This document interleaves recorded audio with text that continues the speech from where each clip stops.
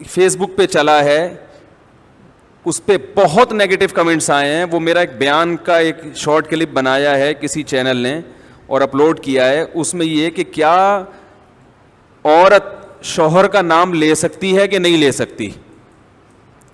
کسی نے مجھ سے سوال کیا تھا کہ کیا عورت اپنے شوہر کا نام لے سکتی ہے کہ نہیں لے سکتی, یا منع کے ابا ہی کہے گی وہ. تو اس کا میں نے جواب دیا تھا کہ ہمارے عرف میں اس کو بے ادبی سمجھا جاتا ہے. تو جس کے عرف میں بے ادبی سمجھا جاتا ہو وہاں پر عورت کو چاہیے کہ اپنے شوہر کا نام نہ لے. اب چونکہ آج کل ہر آدمی مفتی بنا ہوا ہے, اور میں نے جو اس پر اشکالات تھے نا اس کا بھی جواب دیا تھا, تو لوگوں نے نیگیٹو کمنٹس, کچھ لوگوں نے حدیثوں کے حوالے کہ صحابیہ تو اپنے شوہر کا نام لیتی تھی, اس مفتی کو حدیث کا بھی نہیں پتا, قرآن کا بھی نہیں پتا, اور اس مفتی نے ایسی بات کی ہے کہ قرآن و حدیث کا تو کوئی ریفرنس دیا ہی نہیں ہے. تو بہت زیادہ چونکہ نیگیٹو کمنٹس ہے اور بہت ہی بدتمیزوں والا, یعنی انسان جب بات کرتا ہے نا تو پتہ چل جاتا ہے کہ اس کے آباء و اجداد کا تعلق کہاں سے ہوگا, خاندان کیسا ہے, جو ورڈنگ استعمال کرتے ہیں نا وہ. تو بہت زیادہ نیگیٹو کمنٹس ہیں. اس مسئلے کو میں دوبارہ بیان کر دوں. دیکھو ایک بات یاد رکھو, یہ اس میں بھی میں نے کہی ہے کلپ میں, سمجھ میں نہیں آئی لوگوں کے, تو میں ذرا ڈیٹیل میں بتاتا ہوں. لباس کا تعلق عرف سے ہوتا ہے کہ نہیں ہوتا. کچھ چیزیں ایسی ہیں جن کا تعلق براہ راست قرآن و حدیث سے نہیں ہے, بلکہ ان کا تعلق ہمارے کلچر سے ہے.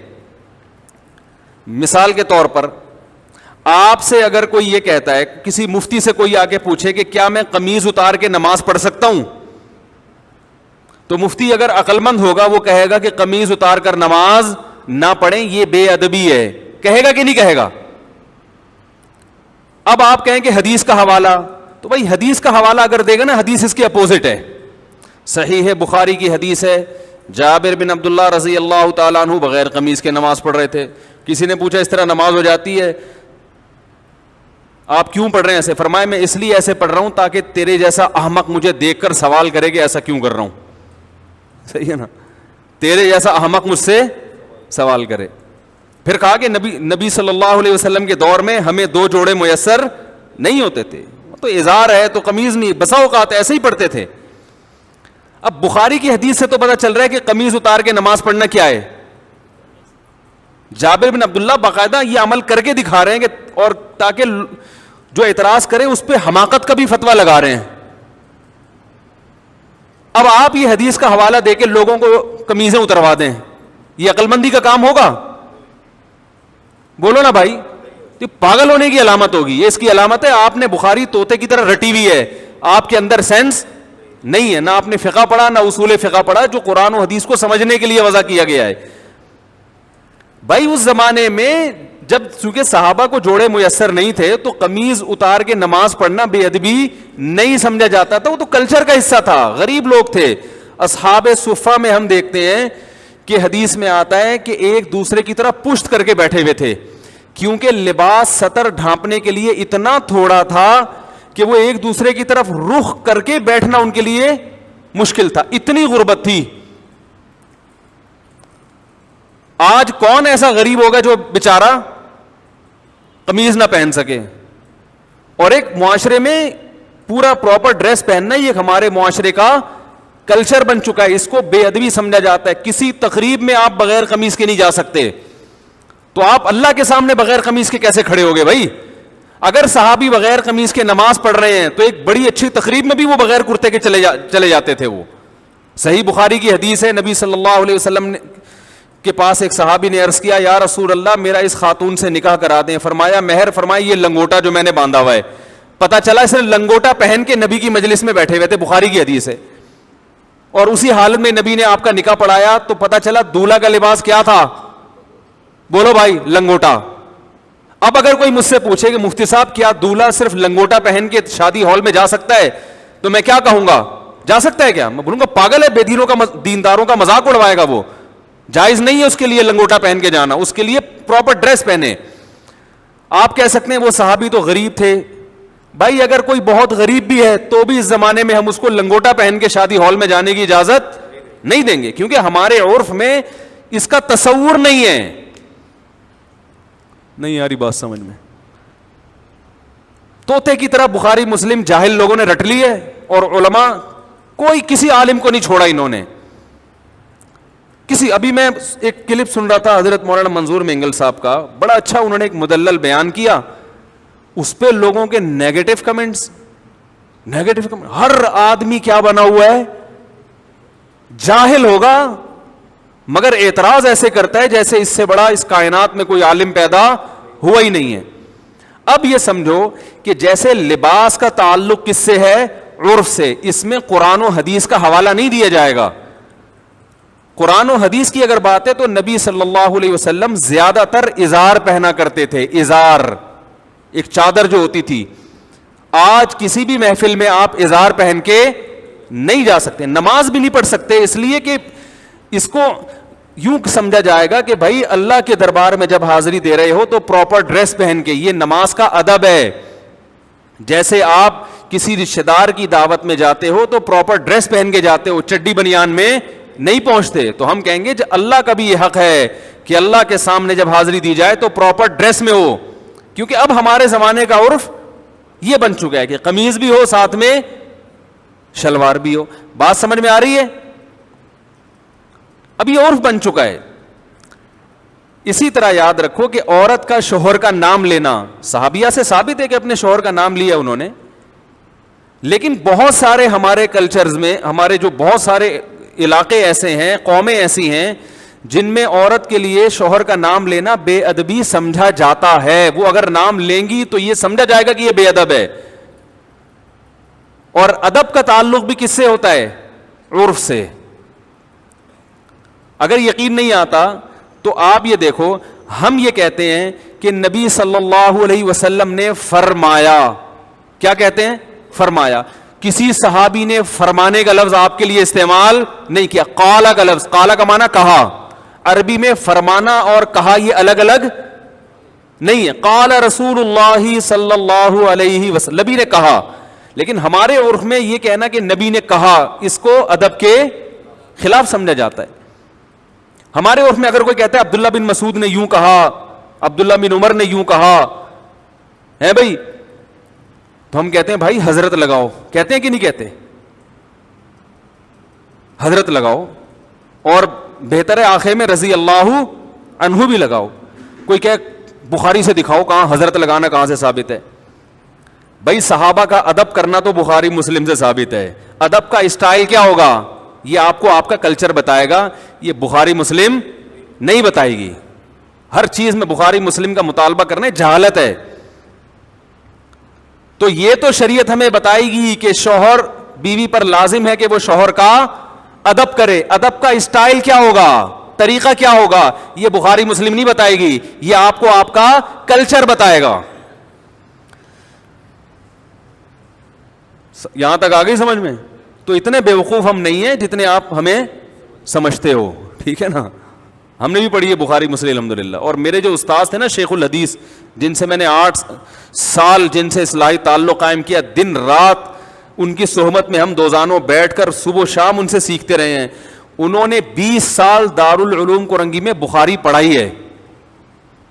نہیں یاری بات, پڑھی نہیں ہے بلکہ پڑھائی ہے. تو کلچر کا تعلق کس سے ہوتا ہے؟ اب دیکھو امہات المومنین بھی رسول اللہ صلی اللہ علیہ وسلم کا نام نہیں لیتی تھی. کبھی حدیث میں آتا ہے کہ زوجہ نے کہا یا محمد, آپ کہہ سکتے ہیں اس لیے نہیں لیتی تھی کہ نام لینا ادب کے خلاف, اور وہ چونکہ نبی تھے اور قرآن نے ان کا نام لینے سے منع کیا کہ ایسے مت پکارو جیسے دوستوں کو پکارتے ہو. تو اس سے اتنی بات تو ثابت ہوتی ہے کہ بسا اوقات نام لینا بے ادبی سمجھا جاتا ہے.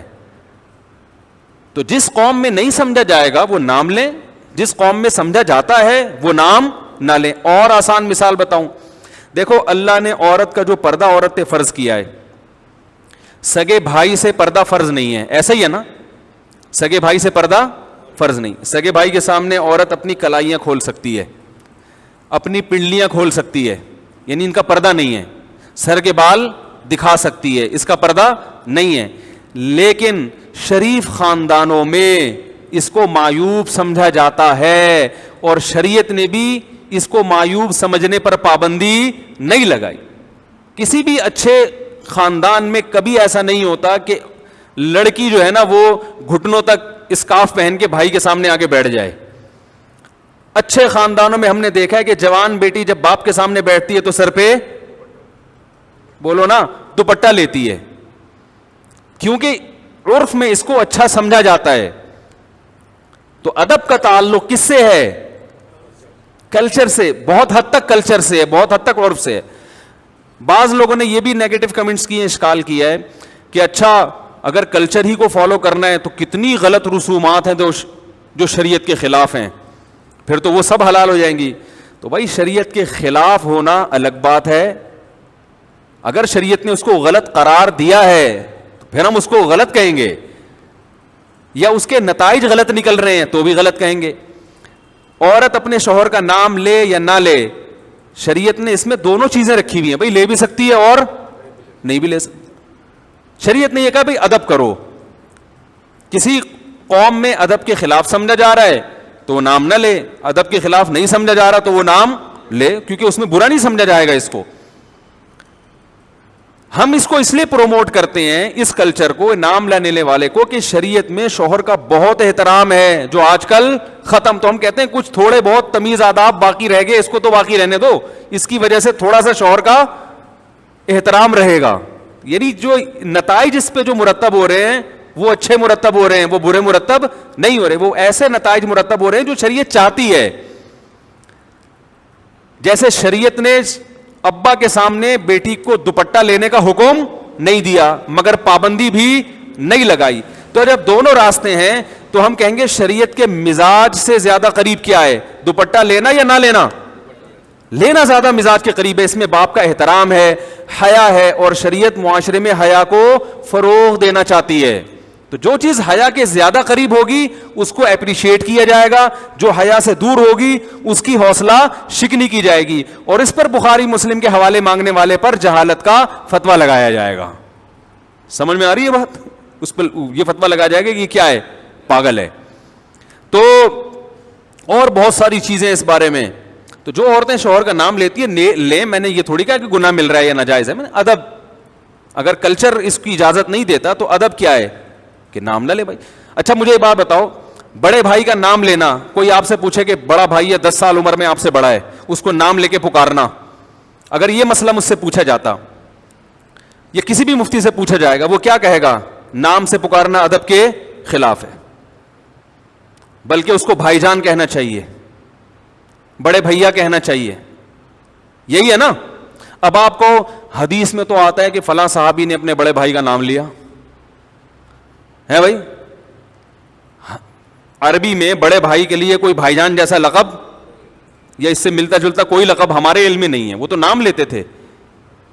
اب آپ کہو کہ اس مفتی نے یہ کہا ہے کہ بڑے بھائی کا نام نہ لو, اور اس پر کوئی قرآن و حدیث کی حوالہ اس نے پیش نہیں کیا. یہ صرف اندھے مقلد ہیں, یہ صرف اپنی دکانیں چمکانے کے لیے بیٹھے ہوئے ہیں, ان کو قرآن و حدیث بالکل بھی نہیں آتا. الحمدللہ آپ سے زیادہ اچھا آتا ہے, اور آپ سے زیادہ اچھا سمجھ بھی سکتے ہیں اس کو. اس لیے ہم یہ کہیں گے کہ چھوٹا بھائی بڑے بھائی کو نام سے نہ پکارے, کیونکہ شریعت میں چھوٹے بھائی کو حکم ہے کہ بڑے بھائی کا ادب کرے. کیسے کرے یہ شریعت نے نہیں بتایا. نام لینا بڑے بھائی کا ہمارے عرف میں ادب کے خلاف سمجھا جاتا ہے, بدتمیز سمجھا جاتا ہے. جو اپنے بڑے بھائی کو بولا ستار ذرا ادھر آنا, بات سننا کیا حال ہے, ستار ذرا پانی لے کر آنا, وہ بولے گا تیرا بھائی ہوں, تیرے باپ کی جگہ ہوں, تو آپ بولو گے بھائی جان, بھیا, یہی کہیں گے نا.